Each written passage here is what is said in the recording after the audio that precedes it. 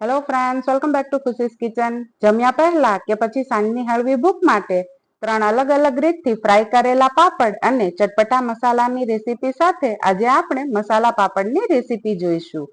તમને લાગતું હશે મસાલા પાપડની રેસીપી શું જોવાની?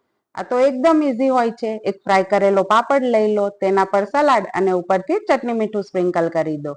નહીં, ચટણી મીઠું નહીં. યોગ્ય માપ સાથે અમુક મસાલાના સમન્વયથી તૈયાર કરવામાં આવતો ચટપટો મસાલો સ્પ્રિંકલ કરીશું, જે તમારા મસાલા પાપડનો ટેસ્ટ રેસ્ટોરન્ટથી પણ બહેતર બનાવશે. તો ચાલો મસાલા પાપડની રેસીપી જોઈ લઈએ. મસાલા પાપડ બનાવવા સૌપ્રથમ સલાડ તૈયાર કરી લઈએ. મેં અહીં મીડિયમ સાઇઝની ડુંગળી લીધી છે, જેને એકદમ ઝીણી કટ કરી લઈશું.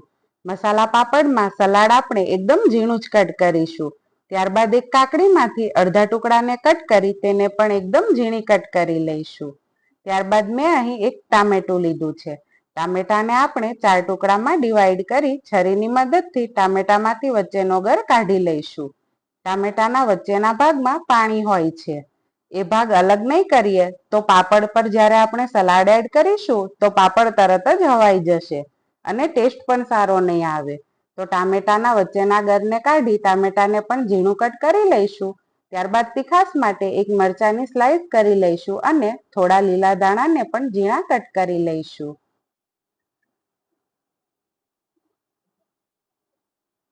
હવે એક બાઉલમાં બધું સલાડ એડ કરી બરાબર મિક્સ કરી લઈશું.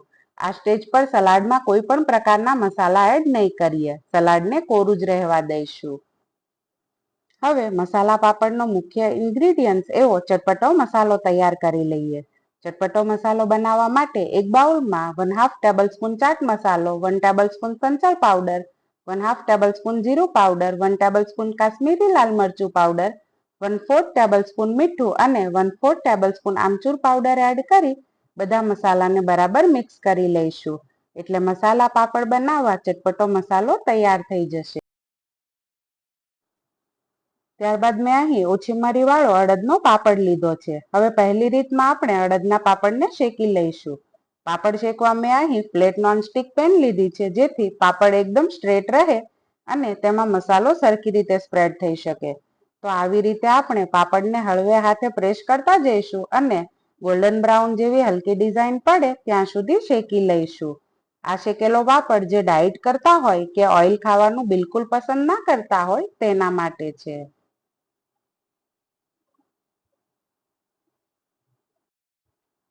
ત્યારબાદ બીજી રીતમાં આપણે પાપડને સેલો ફ્રાય કરીશું, જેમાં પાપડની બંને બાજુ થોડું થોડું તેલ લગાવી પાપડને સેલો ફ્રાય કરી લઈશું. પાપડને સેલો ફ્રાય કરવામાં અડધી ચમચીથી પણ ઓછા તેલનો ઉપયોગ થયો છે. આ પાપડ પણ તમે ડાયટમાં લઈ શકો છો. અને હવે ત્રીજી રીત, જેમાં આપણે પાપડને ડીપ ફ્રાય કરીશું. એક પેનમાં 2 થી 3 કપ તેલ ગરમ કરવા મૂકીશું. ત્યારબાદ મીડિયમ ટુ લો ફ્લેમ પર પાપડને તેલમાં તળી લઈશું. આપણા ત્રણેય પાપડ તૈયાર છે. હવે સર્વિંગ આપણે થોડું ફાસ્ટ કરી લઈશું, જેથી પાપડ ક્રન્ચી રહે અને ટેસ્ટ પણ જળવાઈ રહે.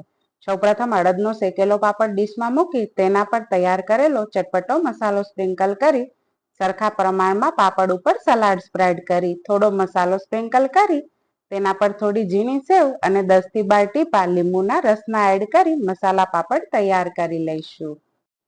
ચટપટા મસાલા સાથે મસાલા પાપડ ખૂબ જ ટેસ્ટી બનીને તૈયાર થયો છે. તમે તમારી ડાયટમાં આ મસાલા પાપડ જરૂરથી એડ કરજો.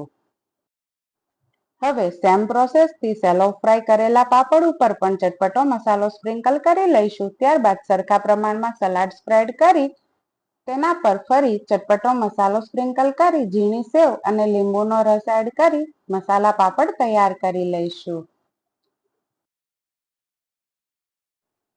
ત્યારબાદ હવે ડીપ ફ્રાય કરેલા પાપડ પર પણ આપણે અગાઉ તૈયાર કરેલો ચટપટો મસાલો સ્પ્રિંકલ કરી તેના પર સરખા પ્રમાણમાં સલાડ સ્પ્રેડ કરી દઈશું. ત્યારબાદ ફરી થોડો ચટપટો મસાલો સ્પ્રિંકલ કરી ઝીણી સેવ અને લીંબુનો રસ એડ કરી સ્વાદમાં એકદમ ચટાકેદાર અને ટેસ્ટી એવો મસાલા પાપડ તૈયાર કરી લઈશું. તો ફ્રેન્ડ્સ, તમે પણ આ ત્રણેય રીતથી ઘરે એકવાર મસાલા પાપડ જરૂરથી બનાવજો અને કોમેન્ટમાં જરૂરથી જણાવજો કઈ રીતથી બનાવેલા મસાલા પાપડ તમારા ફેવરિટ છે. જો તમને મારી રેસીપી પસંદ આવી હોય તો વિડીયોને લાઈક, કોમેન્ટ અને શેર જરૂરથી કરજો. અને જો હજુ સુધી તમે મારી ચેનલને સબસ્ક્રાઇબ નથી કરી તો સૌપ્રથમ ચેનલને સબસ્ક્રાઇબ કરી બેલ આઇકન દબાવવાનું ના ભૂલતા, જેથી મારા આવા જ નવા વિડીયોની નોટિફિકેશન સૌથી પહેલા તમને મળે.